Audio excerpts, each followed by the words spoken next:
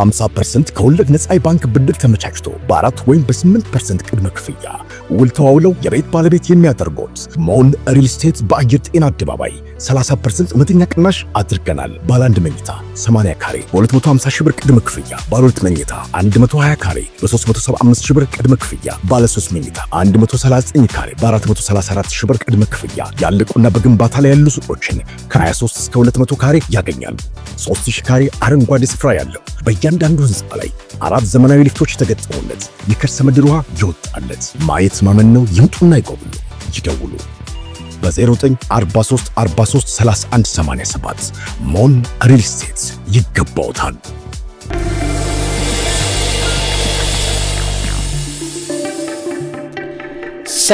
ሰላምና ጤናን ፍቅርን በረከትን ያድልኝ። ክብራትና ክብራን የሣድስ ቤተሰቦቼ በድጋሚ ተገናኝተናል። በጣም ክሪቲካል ዜና ነው ዛሬ የተሰማው። እጅግ ወሳኝ ነው። እንግዲህ የአልአቅሳ መስጊድን በተመለከተ እጅግ ወሳኝ ቦታ ነው። እንደምታውቁት ያ ስፍራ ማለት እንግዲህ የዓለምን ጦርነት በአንድ ጊዜ መቀስቀስ ጉልበት ያለው ቦታ ነው አልአቅሳ መስጊድ እና ከሰዓታት በፊት ከመቀረጹ ምናልባትም 8-9 ሰዓታት ቀደም ብሎ የተነገረ ዜና አለ። ይሄ ቦታ ላይ አደጋ እንደደረሰ ማለት ነው። እዚህ አቅራቢያ ላይ ነው አደጋ የደረሰው። ምንድነው ጉዳዩ? በጣም ክሪቲካል ነው። ቤተሰቦቼ አልአቅሳ መስጊድ ቢመታ ቢፈርስ ሌላ ነገር ቢደርስበት እዛ ውስጥ እንደገና እየተነገረ ያለው ሴክሬት አለ። የተፈራው ነው እየሆነ ያለው ውድ ቤተሰቦቼ እና በጣም የሚገርም ነገር ነው ይሄ። አንድ ዜና እንደውም ሰሞኑን እየተነገረ የነበረ ዜና አለ። የግብጽ አምባሳደር የነበሩት የቀድሞ የግብጽ አምባሳደር አቴፍ ሳሌም ይባላሉና እሳቸው የተናገሩት ነገር አሁን ዓለም ላይ በከፍተኛ ሁኔታ እየጦዘ ያለ ነው። ጠቅላይ ሚኒስትር ቤንጃሚን ኔታንያሁ በአልአቅሳ መስጊድ ግቢ ስር ባለ ተኔር አለ ምሽግ አለ፣ የሚታወቅ ምሽግ እንደው ከዚህ ቀደም እዛ ቦታ ላይ ኔታንያሁ ሲመላለሱ በከፍተኛ ትችትና ጡዘት በአረቡ ዓለም ላይ ያስነሳ ነው። እዛ ቦታ ላይ ነው ተደብቀው ያሉት ኔታንያሁ የሚል መረጃ ካወጡ በኋላ እነዚህ ሰው አቴፍ ሳሌም ከጀርባ የሚሰራው ስራ አለ። ይሄስ ቦታ ማለት የሰለሞን ቤተ መቅደስ ለሶስተኛ ቦታ ይሰራበታል ተብሎ፣ ምክንያቱም የሰለሞን ቤተ መቅደስ ያለበት ስፍራ ላይ ነው እንደምታውቁት መስጊዱ የቆመው። ስለዚህ እስራኤላውያን ያላቸው እቅድ ይሄንን መቅደስ ማፍረስ ነው የሚል ነገር አለ። ከፈረሰ በኋላስ የሚለው ነገር በብዙ መልኩ ያሉ ውዝግቦች አሉበት፣ ጡዘት አለበት እና የዚህ የኢራን ጦርነት በአልአቅሳ መስጊድ ላይ ያለውን ስጋት በተመለከተ እንግዲህ የተፈራው ነው የደረሰው። እሱን ዜና በዚህ ፕሮግራም ላይ በደንብ አድርጌ አሳያችኋለሁ። በጣም ክሪቲካል ስለሆነ ወደ መጨረሻው አካባቢ ላይ በደንብ አድርጌ አሳያችኋለሁ። ከዛ ጋር ውጪ ደግሞ ሙጅታባ ኮመኒ አሁን ባሉበት ሰዓት ላይ የሩሲያ ሚዲያ ባወጣው መረጃ መሰረት ላይ ያሉት ሩሲያ ናቸው። ለሕክምናና ለሴኩሪቲ በሚል ነው እየተነገረ ያለው። ስለዚህ ምን ማለት መሰላችሁ? ግልጽ ነው ይሄ እንግዲህ በዜናውን ትንተናውን በደንብ አድርጌ ነግራችኋለሁ። ነገር ግን የሩሲያው ፕሬዝዳንት ቭላዲሚር ፑቲን ጨዋታዋን በልተዋታል፣ ካርታዋን በልተዋታል። ሙጅታባ ኮሜኒን በሩሲያ ውስጥ ናቸው ያሉት ማለት አንደኛ ለመገደል አይችሉም። ግልጽ ነው ይሄ። ምክንያቱም የሩሲያን ሉዓላዊነት ደፍሮ ይሄን ማድረግ የሚችል የለም። ይሄን ካደረገ ሩሲያ በቀጥታ ከእስራኤል ጋር ጦርነት ላይ ትገባለች። ያ በጣም አደገኛ ነው። ስለዚህ አሁን ባለበት ሁኔታ ላይ ከሩሲያ ሆነው በሙጅታባ አማካኝነት ፑቲን ጦርነቱን እየመሩት ነው ወይም የመምራት አቅም ላይ ገብተዋል እየተባለ እየተነገረ ያለ እዚህ ላይ ነው ያለ ነው። ይሄ ብቻ አይደለም እንግዲህ እየተነገረ ያለ አንድ ሲክሬት አለ ነግራችኋለሁ። በተለይ ዲዶላራይዜሽን ዶላርን አቅም የማሳጣት ተግባር ተጀምሯል። ይሄ ምንድነው? በዚህ ጦርነት ውስጥ እየተሰላ ያለው ስሌት ምንድነው የሚለው ነገር ነግራችኋለሁ። ከዛ ጋር በተያያዘ ቭላዲሚር ፑቲን ወደ ኢትዮጵያው ጠቅላይ ሚኒስትር ደውለዋል ትላንትና። እንግዲህ ልብ በሉ በዛ ውስጥ የተካተተው የኢራን ጦርነት ጉዳይ ትልቁን ቦታ ይዟል።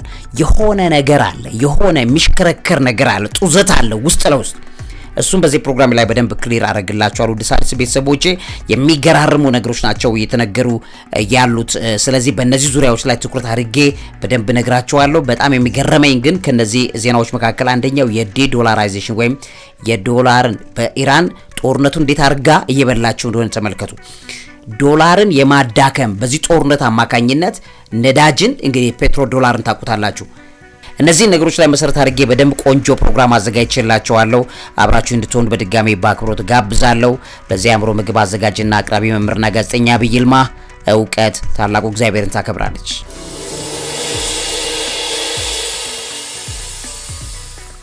ክብራትና ክብራን የሣድስ ቤተሰቦቼ መጀመሪያ ግን ከአንድ መረጃ በጀምርላችሁ ደስ ይለኛል። እንግዲህ የእስራኤል ጦር በደቡብ ሊባኖስ በሂዝቦላ ላይ የጀመረውን ውስንና የታለመ የምድር ኦፕሬሽን በሚል ጀምሮታል። በእግር ተጀምሯል። ይሄ ጉዳይ በጣም አደገኛ ነው። እንግዲህ ጦርነቱ እንዴት እየተለጠጠ እየሄደ እንደሆነ ተመልከቱ። እስራኤል ጀምራለች። ይሄ ነገር እየተጋጋመ እየሄደ ነው። እንግዲህ በእግር መግባት ማለት ምን ማለት እንደሆነ አውቃቸዋል። ጦርነቱ ባጭሩ ሊቆም የማይችል መሆኑን በደንብ ይታያል ማለት ነው። ምን አይነት ከባድ ዘመን ላይ እንዳለን መረዳት ያስፈልጋል። ውድ ሣድስ ቤተሰቦቼ ከዚህ ጎን ለጎን እንግዲህ ውድ ሣድስ ቤተሰቦቼ ፕሬዚዳንት ትራምፕ ኦልሞስት ለሚዲያ የሰጡት መግለጫ አለ ከሰዓታት ቀደም ብሎ ማለት ነው። ኢራን ጦርነቱን ለማቆም ስምምነት እንደምትፈልግ ገልጸዋል። በአሁኑ ወቅት አገሪቱን የሚመራው ግን ማን እንደሆነ ግልጽ አይደለም የሚለውን ንግግር ትራምፕ ተናግሯልና ይሄ በጣም ጡዘት ይዟል። ምክንያቱም ከዚህ ቀደምም ሰሞኑንም እንግዲህ ከትራምፕ ማናት ኢራን መደራደር ትፈልጋለች የሚለው ነገር ገልጿል ትራምፕ። ነገር ግን ኢራን ደግሞ እኛ መደራደር የሚለው ነገር አላወራንም የትራምፕ ውሸት ነው በሚል ነው እየተናገረች ያለችው። ስለዚህ ከዚህ ጋር ተያይዞ ግን ትራምፕ የተናገረው በጣም ክሪቲካል ነገር ሀገሪቱን ማን እንደሚመራት አናቅም የሚል ነው። ይሄ ማለት የኢራኖቹ የአመራር ጥበብ በጣም የሚገርም እንደሆነ ታያላችሁ ማለት ነው። መሪው ቢገደልም ከስር በጣም ብዙ ሺህ መሪዎች እንዳሉና እያንዳንዱ መሪ እንደሆነ የሚያሳይ ነው። ይሄ በጣም የሚገርም ስልት ነው የኢራኖቹ። በነገራችን ላይ ዓለምን በጣም አስገርመዋል። አሁን ባለበት ሁኔታ ላይ በጣም ተደብድበዋል። ነገር ግን ተቋቁሞ ሬዚሊያንት የሆነ አቅማቸውን አሳይተዋል። እንግዲህ የመሪነት እርግጠኛነት ማጣትን በተመለከተ ትራምፕ መሪያቸው ማን እንደሆነ አናውቅም አክሏል። እንግዲህ በተቃራኒው የኢራን የውጭ ጉዳይ ሚኒስትር አባስ አራግቺ ኢራን ከአሜሪካ ጋር ለመደራደር ምንም አይነት ምክንያት እንደሌላትና የተኩስ አቁም ጥያቄውን አላቀረበችም በማለት የትራምፕ ንግግር እንግዲህ ውሸት ነው በሚል ገልጸውታል። ይሄ ባለበት ሁኔታ ላይ እንግዲህ ሙጅታባ ኮመኒ በሩሲያ የመገኘታቸው ምስጢር በተመለከተ ከጀርባ ያለ አደገኛ ስሌቶች አሉ። በተለይ የዲዶላራይዜሽን ወይም ዶላርን የማዳከም ስራ በሩሲያዎቹ እጅ ስር ገብቷል የሚባለው ነገር በተመለከተ በሩሲያ የአየር መንገድ ወይም ኤርሊፍት ተደርገው ሙጅታባ ኮመኒ ከመጋቢት 12 2026 በኋላ በሩሲያ ወታደራዊ አውሮፕላን በድብቅ ወደ ሞስኮ ተወስደዋል። ይሄ የተነገረው በሩሲያዎቹ ሚዲያዎች ነው። በየካቲት 28 2026 እንግዲህ በቴህራን በተፈጸመ የአሜሪካና የእስራኤል ቦምብ ጥቃት አባታቸው አሊ ኮሜኒ እና ተገድለዋል። እንግዲህ ሙጅታባ ከባድ የአካል ጉዳት እንደደረሰባቸው እየተነገረ ይገኛል። ዘገባዎች እንደሚጠቁሙት በቤታቸው አቅራቢያ በተመታ ሚሳኤል ፍርስራሽ ምክንያት ከባድ የቁስልና የአጥንት ስብራትም ጭምር እንደደረሰባቸው ምናልባትም አንድ እግራቸው ሊቆረጥ የሚችል ነው በሚል ነው ትራምፕ ዛሬ ሲናገር የነበረው። በአሁኑ ወቅት እንግዲህ በሞስኮ የሚገኝ የቭላዲሚር ፑቲን የግል መኖሪያ ቤት ውስጥ በሚገኝ ምስጢራዊ የሕክምና ተቋም ውስጥ ነው እየታከሙ ያሉት በሚል ተነግሯል። በኢራን ውስጥ የተረጋጋ የሕክምና አካባቢ ባለመኖሩና እስራኤል አዲሱ መሪ ኢላማ እያደረገች በመሆኑ ለደህንነት ሲባል እንደተዛወሩና እንደተወሰዱ ነው እየተነገረ ያለው። የኩዌት ጋዜጣ አልጃሪዳ ይባላል። አልጃሪዳ እንደዘገበው ቀዶ ሕክምናው በተሳካ ሁኔታ ተከናውኗል የሚል ነው እየተነገረ ያለው። እንግዲህ ከሩሲያ ዶክተሮች በተጨማሪ ከኢራን የመጡ ሕክምና ባለሙያዎችም አብሯቸው እንደሚገኙ ተነግሯል። ሙጅታባ ኮሜኒ ከተጎዱ በኋላ በይፋ አልታዩም። ይሄም የጤና ሁኔታቸው አሳሳቢ መሆኑን ነው የሚያሳየው። ስለዚህ በሩሲያ እጅ መገኘታቸው ለጤናቸው በጣም ጥሩ ነው እየተባለ እየተነገረ ነው። ሙጅታባ ኮሜኒ በሩሲያ ቁጥጥር ስር በመሆናቸው ቁልፍ ወታደራዊ ውሳኔዎችን ወደ ሞስኮ ማዛወራቸውን ያመላክታል። ያ ማለትም እዛ በሚቆዩበት ሰዓት ቁልፍ የተባሉት የሀገሪቱ ላይ የሚደረጉ ውሳኔዎችን በጠቅላላ ከሞስኮ ነው ማለት ነው የሚሄደው። ያ ማለት ሞስኮ ጦርነቱን ትመራዋለች ማለት በተዘዋዋሪ መልኩ ሞስኮ ጦርነቱን ትመራዋለች የሚል ነው እየተነገረ ያለው።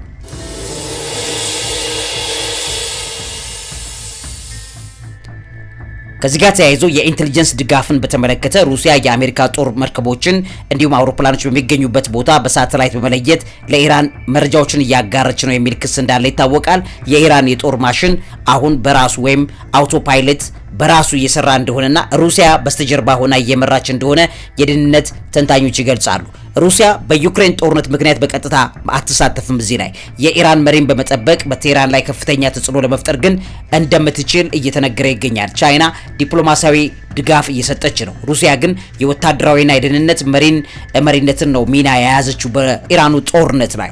የሻሄድ ድሮኖችን በተመለከተ ሩሲያ በኢራን የተመረቱ ሺዎች የሚቆጠሩ ድሮኖችን በጦርነት ላይ እንድትጠቀም እየረዳቻት ነው ያለችው። የሁኔታው ያልተረጋገጠ መሆኑን በተመለከተ የኢራን መንግስት መሪው ደህና ነው እያለ፣ የውጭ ሪፖርቶች ግን የመሪው አለመታየት የሕክምና አስፈላጊነትን ያረጋግጣል የሚለውን ነገር ትልቁን ቦታ እንዲይዝ ተነግሯል። እንግዲህ አሜሪካ በሞጅታባ ካመኔና በሌሎች የኢራን ከፍተኛ አመራሮች ላይ የጠቆመኝ $10 ሚሊዮን ሽልማት አሰጣለሁ የሚለው ነገር ትራምፕ እንደተናገረ ይታወቃል። ይሄ ሁኔታ የሩሲያና የኢራን ጥምረት ወደ ጦርነት አጋርነት ወይም ዋር ታይም አሊያንስ እየተዛወረ እየተቀየረ መሆኑን ጭምር ያሳያል። እንግዲህ የላርጃኒ ሚና አለ እዚህ ቦታ ላይ ሞጅታባ ካመኔ መመሪያዎችን እያስተላልፉ ሳይሆን የካውንስሉ ጸሐፊ አሊ ላርጃኒ በመሪው ስም መመሪያዎችን እያወጡ ሊሆን እንደሚችል ጥርጣሬ አለ በሚል ዘጋርዲያን ዘግቦታል። ግን አሁን ግን በሩሲያ እጅ ላይ መግባታቸው በሚገርም ደረጃ ሩሲያ ይሄንን ጨዋታ ሙሉ ለሙሉ በእጇ ላይ አድርጋ የኢራኑን ጦርነት በኢንፎርማል ወይም መደበኛ ባልሆነ መልኩ ትመራዋለች የሚለው ስጋት በምዕራባውያን ዘንድ በእጅጉ መጨመሩ እየተነገረ ነው የሚገኘው። አሁን ይሄ ባለበት ሁኔታ ላይ ነው እንግዲህ የዲዶላራይዜሽን ወይም ዶላርን በማዳከም ስራ ኢራን እንድትጠመድ ወይም ኢራን ይሄን ጨዋታ የጦርነቱን ጨዋታ ለማሸነፍ አንድ የፔትሮ ዶላር ወይም በዶላር በነዳጅ አማካኝነት የአሜሪካ የዶላር ተጽዕኖ ዓለም ላይ እንዲመጣ የተደረገበትን ነገር በመቀልበስ ሂደት ላይ እዚህ ጨዋታ ላይ ሩሲያና ቻይና ኢራንን እያገዙ እየሰሩት ነው ያለው የሚለውን ምስጢር እየወጣ ይገኛል። በዚህ ዙሪያ ላይ ደግሞ መጠነኛ ቆይታ አላደርግላችሁ። መምህርና ጋዜጠኛ ዐቢይ ይልማ ነኝ።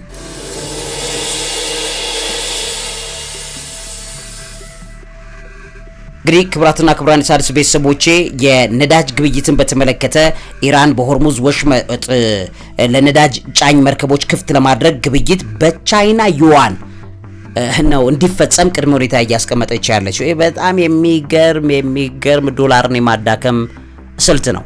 ይህም የቻይና ስልት እንደሆነ ይታወቃል። እንግዲህ የዶላር የበላይነትን መገዳደር ነው። ኢራን ከ11 ሀገራት ጋር ባደረገችው ስብሰባ ከዶላር መውጣት የግዴታ ምርጫ መሆኑን ገልጻለች።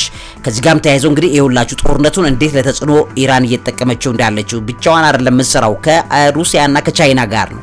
የአሜሪካ ማዕቀብ ተጽዕኖ አለ። እንደሚታወቀው የአሜሪካ ማዕቀቦች ኢራን የራሷን ዘይት ለመሸጥ እና የውጭ ምንዛሬ ለማግኘት የምታደርገው ጥረት በእጅጉ እንደጎዳባት ይታወቃል። ከሩሲያና ቻይና ጋር ያለው ጥምረትን በተመለከተ ኢራን ከሩሲያና ቻይና ጋር በመሆን የዶላርን ገንዘብ የበላይነት ለመስበር ወይም ደግሞ የመቆንጠጫ ስልት ወይም ፒንሰር ሙቭ እየተከተለች ነው ተብሎ ነው እየታመነ ያለው።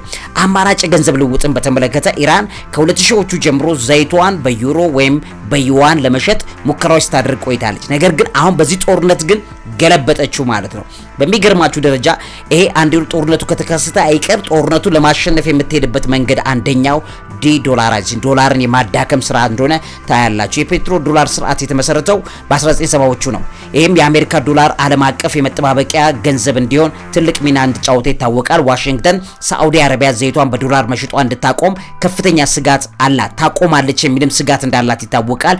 ይሄም እንግዲህ ስርዓቱን ሙሉ ለሙሉ ሊያፈርሰው ይችላል። ከሳዑዲ ጋር አሜሪካ ጠብ ውስጥ በቀጥታ የምትገባው ሳዑዲ አረቢያ ነዳጇን በዶላር መሸጥ ስታቆም ነው።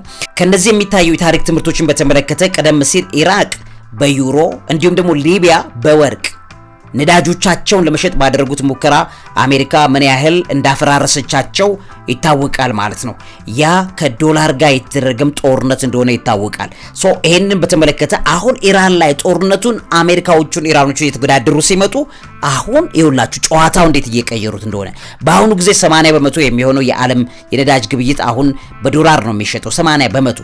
እንደ ኢራንና ሩሲያ ያሉት ግን ሀገራት ይሄንን ለመለወጥ እየሰሩ ነው ያሉት። ስለዚህ አሁን ኢራን ለምሳሌ ሩሲያም እንደምታውቁት ይሄን ነገር በዚህ ጦርነት አማካኝነት ቀይረዋለች። ስለዚህ አሁን አጋር የኢራንን ምድር አሳልፋ ላለመስጠት ሩሲያ የሚከፈለውን ዋጋ ሁሉ ነው የምትከፍለው። ሶ የፔትሮ ዶላር ስርዓት ቢወድቅ በአሜሪካ ውስጥ ከፍተኛ የዋጋ ንረት ወይም ኢንፍሌሽን የኢኮኖሚ ቀውስም ሊከሰት ይችላል የሚለው ነገር ኢንዲፔንደንት ኢንስቲትዩት ያደረገውን ትንተና ማየት ይችላላችሁ። ከዚህ ጋር ተያይዞ የብሪክስ ሚና እና የሩሲያ ሚና በጣም ቀላል እንዳይመስላችሁ። ብሪክስ በአሁኑ ጊዜ የዓለምን 45% የነዳጅ ምርትና ቁልፍ የባህር መተላለፊያዎችን ይቆጣጠራል። በሀገር ውስጥ ገንዘብ አጠቃቀም መሰረት በ2023 በብሪክስ ሀገራት መካከል የሚደረግ የንግድ ልውውጥ 69% የሚሆነው በሀገሪቱ በየሀገራቱ ብሔራዊ ገንዘቦች ነው የሚከናወነው። ኢትዮጵያ፣ ግብጽ፣ ኢራን፣ የተባበሩት አረብ ኤሚሬትስ ብሪክስን መቀላቀላቸው የቡድኑ የዶላር ተጽዕኖ የመቀነስ አቅም እንደጨመረለት ይነገራል።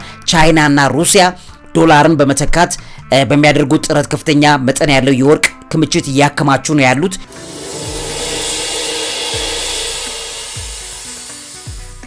ብሪክስ የዶላር የበላይነት ያለበትን የስዊፍት ስርዓት ለመተካት የራሱን የክፍያ አማራጭ ብሪክስ ፔይ እያዘጋጀ ነው። ሩሲያ ከ2018 ጀምሮ የአሜሪካ ግምጃ ቤት ቦንድ ወይም ትሬጀሪ ቦንድስን በመሸጥ በዶላር ላይ ያለውን ጥገኝነት በእጅጉ እንደቀነሰች ይታወቃል። ምንም እንኳ አሁን በውይይት ላይ ቢሆንም የብሪክስ የራሱ የጋራ የመገበያያ የመጠባበቂያ ገንዘብ የመፍጠር ፍላጎት እንዳለው በግልጽ እያሳየ ነው። በብሪክስ ሀገራት መካከል በተለይ በህንድና በቻይና ያለው የኢኮኖሚና የፖለቲካ ልዩነት የጋራ ገንዘብ ለመፍጠር ትልቅ እንቅፋት እንደሆነም ይታወቃል። እንግዲህ የባንክ ሚናን በተመለከተ የብሪክስ አዲስ ልማት ባንክ ወይም ኤንዲቢ የሚባል አለ። 30 በመቶ የሚሆነውን ብድር በሀገር ውስጥ ገንዘቦች ለመስጠት ነው እያቀደ ያለው። እንግዲህ ከዛ ጋር ተያይዞ የረጅም ጊዜ ሂደትን በተመለከተ የዶላር የበላይነት በአጭር ጊዜ ውስጥ አይቆምም።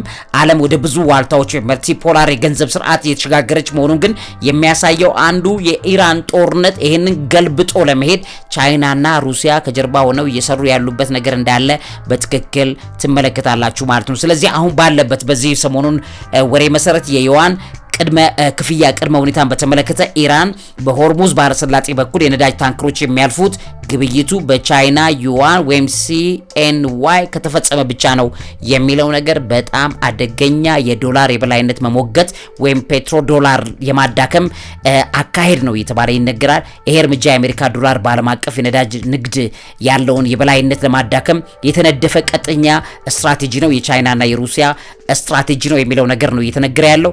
የማዕቀብ ማለፊያን በተመለከተ ኢራን የአሜሪካ የባንክ ስርዓትና የምዕራባውያንን የጣሉትን ማዕቀብ ለማስቀረት የቻይና ገንዘብ እንደ ዋና መገበያያ ዘዴ እየተጠቀመች ነው። የቻይና ከፍተኛ ድርሻም አለ። በአሁኑ ወቅት ቻይና ከኢራን የሚወጣው 90 በመቶ የሚጠጋ ነዳጅ እሷ ናት የምትገዛው። ይሄም ከ8 ቢሊዮን ዶላር በላይ ዋጋ እንዳለው ይነገራል። የመርከብ ባለቤቶች ማዕቀቡን ለማስቀረት የአሜሪካ ደንቦችን ማክበር ወይም የቻይና ዩዋንን በመጠቀም የኢራንን ሁኔታ መቀበል የሚል አስቸጋሪ ምርጫ ውስጥ እየገቡ እንዳሉ ይነገራል። በሆርሙዝ ባህረ ሰላጤ በየቀኑ በግምት 20 ሚሊዮን በርሜል ነዳጅ ወይም ከዓለም አቀፍ አቅርቦቱ 20 በመቶን የሚሸከም ወሳኝ መስመር ነው። ይሄንን መስመር ነው ለመገልበጥ ጥረት እያደረጉ ያሉት። ኢራን ቻይና ግንኙነትም ለዚህ በጣም ይረዳል። ይሄ እርምጃ በሁለቱ ሀገራት መካከል የ25 ዓመት የትብብር ስምምነት አካል ነው። ስለዚህ የቻይና የኢኮኖሚ ተጽዕኖ ለአሜሪካ ወታደራዊ ግፊት ማመጣጠኛ ወይም ደግሞ ካውንተር ዌይት ለመጠቀም እየተካሄደ ያለበት ነው። ኢራን ከየካቲት ወር ጀምሮ በእስራኤልና በአሜሪካ የጋራ ጥቃት ከተነዘረባት በኋላ ባህረ ሰላጤውን ውጤታማ በሆነ መንገድ ዘግታለች። እንግዲህ ይሄንን በተመለከተ ዓለም ላይ ያለውን ኢኮኖሚ ለመቆጣጠር ኢራን በዚህ ውስጥ የገባችበት ስለሆነ ጦርነቱ ረጅም ርቀት የሚወስድበት ዋነኛው ሲክሬት ከጊዜ ወደ ጊዜ በግልጽ እየመጣን እንደሆነ እንመለከታለን ማለት ነው።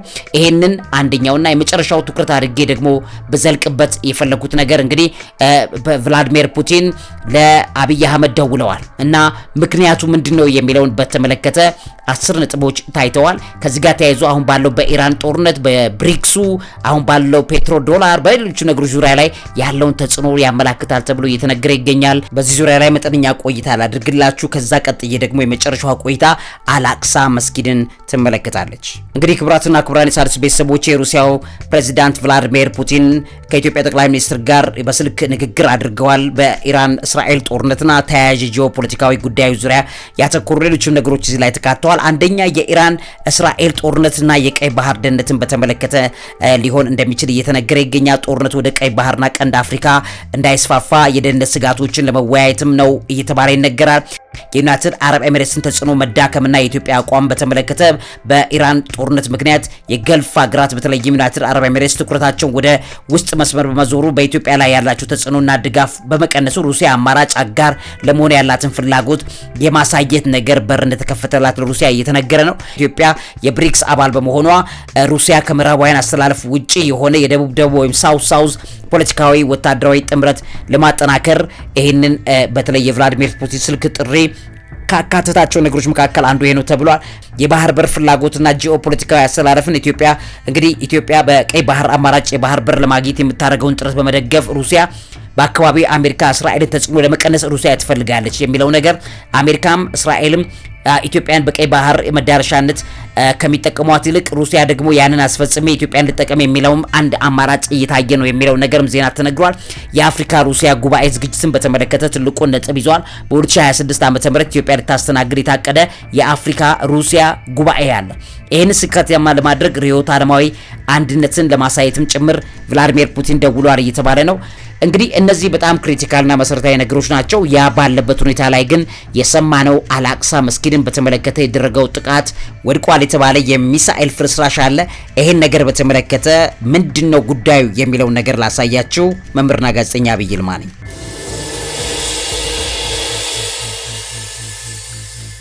እንግዲህ ውድ ሣድስ ቤተሰቦቼ አልአቅሳ መስጊድን በተመለከተ የተነገረው ዜና በጣም አስደንጋጭ ነው።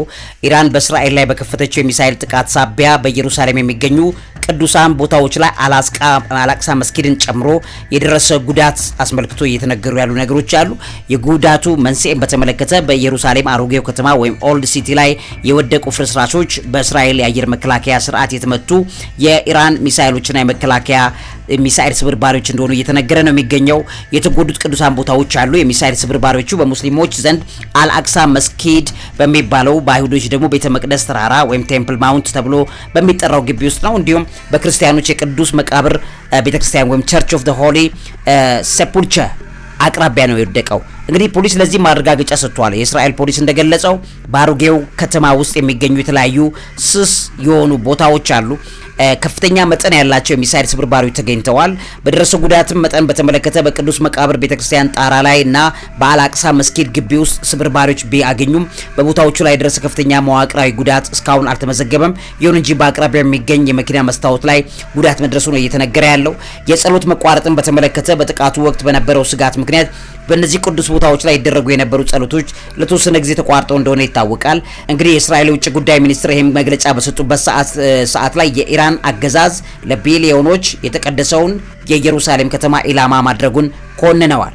እንግዲህ ኢላማ አድርጓል ኢራን ብለው ነው የኮነነው ያሉት። እንግዲህ ኢራኖች ደግሞ የሚሉት ሌላ ነው። እንግዲህ በዚህ ላይ ያለውን ነገር ነግራችኋለሁ። ይሄ እንግዲህ በጣም ክሪቲካል ነገር ነው ውድ ቤተሰቦች። ይሄ መቅደስ ቢፈርስ ቢመታ የሚለው ነገር አልአቅሳ መስጊድን በተመለከተ የሚነገሩት ነገሮች በጣም ብዙ ነገር እንዳለባቸው ይታወቃል። በዓለም አቀፍ ደረጃ የሚነሳ እጅግ የጸና ቁጣ ይኖራል። ወርልድ ዋይድ ኢስላሚክ አፕራይዚንግ ሊያስነሳ ይችላል።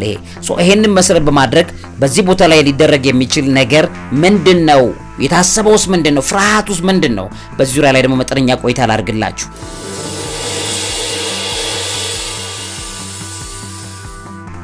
እንግዲህ ክቡራትና ክቡራን ሣድስ ቤተሰቦቼ በአልአቅሳ መስጊድ ላይ እንግዲህ በኢስላም ሶስተኛው ቅዱስ ስፍራ ነው። በመመታቱ ቢመታ የዓለም ሙስሊሞችን ስሜት ክፉኛ ነው የሚያስቆጣው። ይሄም በዓለም አቀፍ ደረጃ በእስላማዊ ሀገሮች የእስራኤልና የአሜሪካ ኤምባሲዎች ኢላማ ያደረጉ ታላላቅ አመጽ ተቃውሞዎችን በአንድ ሊያስነሳ ይችላል። ኦርጋናይዜሽን ኦፍ ኢስላሚክ ኮኦፕሬሽን ባወጣው አንድ ጥናት ላይ ሲያሳይ ሁለተኛ የመካከለኛው ምስራቅ አጠቃላይ ጦርነትን ይቀሰቅሳል። ኦል አውት ሪጂናል ዋር ይፈጥራል። እንግዲህ ጥቃቱ የኢራንን አጋሮች ሂዝቦላ፣ የመን ሁቲ፣ የኢራቅ ሚሊሻዎችን ሙሉ ለሙሉ ወደ ጦርነቱ እንዲገቡ ያደርጋል። ይህም የእስራኤል ኢራን ግጭት ከነበረበት ገደብ አልፎ በቀጥታ መላው ክልልን ወደሚለበልብ ጦርነት ይቀይረዋል። ከዛ ውጭ ሶስተኛው የሐሰት ባንዲራ ስጋት አለ። የኢራን አረብ ግጭት ላይ ማለት ፎልስ ፍላግ ፊር የሚባል አለ። ኢራን እስራኤል ራሷ ናት ሚሳኤል በአልአቅሳ ላይ ተኩሳ ጥፋቱን በኢራን ላይ በማላከክ ፎልስ ፍላግ ኦፕሬሽን አድርጋ በአረብ ሀገራትና በኢራን መካከል ያለውን ውጥረት ለመጠቀም እንደምታሴር እየነገረች ነው ኢራን። ይህንን በተመለከተ እንግዲህ በጣም በከፍተኛ ብዙ የሚነገሩ ነገሮች አሉ። ትኩረት አላረግበትም። በአራተኛ ደረጃ የዮርዳኖስ ሚናና የሰላም ስምምነት አደጋን ይጥለዋል። ትሬት ቱ ጆርዳን ከስቶዲያንሺፕ የሚባል አለ። የአልአቅሳ መስጊድ አስተዳዳሪ ዮርዳኖስ ናት። እንደሚታወቀው በቦታው ላይ የሚሰነዘር ጥቃት የዮርዳኖስን ንጉሳዊ ቤተሰብ በህዝባቸው ላይ ያለውን ተአማኒነት ይፈትነዋል። ይሄም ደግሞ ዮርዳኖስና በእስራኤል መካከል ያለውን የሰላም ስምምነት ያፈርሰዋል። አምስተኛው እንግዲህ የአልአቅሳ ጎርፍ ኦፕሬሽን ተምሳሌት የሚባል ሲምቦሊክ ሀብ ኦፍ ሬዚስታንስ የሚባል አለ። ሐማስ ጥቅምት 7 ላይ እንግዲህ ጥቅምት 7 ላይ ሐማስ ኦክቶበር 7 ላይ የጀመረው የአልአቅሳ ጎርፍ የሚባል የሚባል ኦፕሬሽን ነው። የቦታውን ጥበቃ መሰረት ያደረገ ነው። መስጊዱ መመታቱ የፍልስጤማውያንን መቋቋም ተስፋ ያሳጣል። እጅግ የባሰ የአጸፋ እርምጃ እንዲወስዱ ወይም ዲስፕሬት ሜዠር እንዲነሳሳ እንደሚያደርግ ይነገራል። ስድስተኛ የሶስተኛው ወይም ኢንቲፋዳ የተቃውሞ ማዕበልን ያስነሳል። ተርድ ኢንቲፋዳ በመስጊዱ ላይ የሚሰነዘር ጥቃት በዌስት ባንክና በኢየሩሳሌም የሚገኙ ፍልስጤማውያንን ቀጥተኛ ያልሆነ ነገር ግን እጅግ የባሰ የትጥቅ አመጽ ወይም ተርድ ኢንቲፋዳ እንዲቀሰቅሱ እንደሚያደርግ ይነገራል። በሰባተኛ ደረጃ ላይ ይሄ መቅደስ ቢመታ የኢየሩሳሌም ሁኔታዎችን ይለውጠዋል። ቼንጅ ኦፍ ስታተስ ኮ የአላክሳ መመታት የእስራኤል ከፍተኛ ቀኝ ዘመም መንግስት በቦታው ላይ ያለውን ጥንታዊ ስምምነት ወይም ስታትስ ኮ በአንድ ጊዜ በመቀየር ሙሉ ቁጥጥሩ ለማድረግ እንዲችሉ መንገድ ይከፍታል። ይሄም ደግሞ የሃይማኖት ጦርነትን ያቀጣጥላል። ዘ ጋርዲያን ለዚህ በጣም ጥሩ መልስ አለው። በስምንተኛ ደረጃ የአረብ ሀገራትና የእስራኤል ሰላም ስምምነቶች አብርሃም አኮርድ ይፈራረሳል። እንግዲህ ከእስራኤል ጋር የሰላም ስምምነት ያደርጉ የአረብ ሀገራት ዩናይትድ አረብ ኤሚሬትስ፣ ባህሬን፣ ኢጅፕትን ጨምሮ በህዝባቸው ላይ ያለውን ጫና መቋቋም ስለማይችሉ ስምምነቶቹን ለመሰረዝና ለእስራኤል ያላቸውን ግንኙነት ሙሉ ለሙሉ ለማቋረጥ ይገደዳሉ። የኒስ ሳፋክ የሚተባለ ሚዲያ እንደገለጸው እንደተነተነው ማለት ነው። አላክሳ ቢመታ በዘጠነኛ ደረጃ የሃይማኖታዊ ጽንፈኛ ይባባሳል። ኤስኬሌሽን ኦፍ ሪጂናል ኤክስትሪሚዝም ይጨምራል። በመስጊዱ ላይ የሚሰነዘር ጥቃት በአይሁዶች ጽንፈኞችና የሙስሊም ጽንፈኞች መካከል ያለውን ጥላቻ ይባብሳል። ይሄም ደግሞ በየትኛውም የዓለም ክፍል ባሉ የሃይማኖት ተቋማቶች ላይ ጥቃት እንዲበረታ ያደርጋል። ቲአርቲ ወርልድ ዋን በዚህ በዘገበው መሰረት ላይ ስናይ አስረኛው ዓለም አቀፍ የዲፕሎማሲ ቀውስ ይዞ ይመጣል። ኢንተርናሽናል ዲፕሎማቲክ ክራይሲስ የአላክሳ መመታት የተባበሩት መንግስታት ድርጅት እና የምዕራብ ሀገራት አሜሪካንን ጨምሮ እጅግ አስቸጋሪ ሁኔታ ውስጥ ይወድቃሉ። የእስራኤልን ድርጊት አለመኮነን የአሜሪካ የሞራል ውድቀት እንደሚያሳይ ደግሞ ይታመናል። ዘ ኒውዮርክ ታይምስ እንዳስቀመጠው።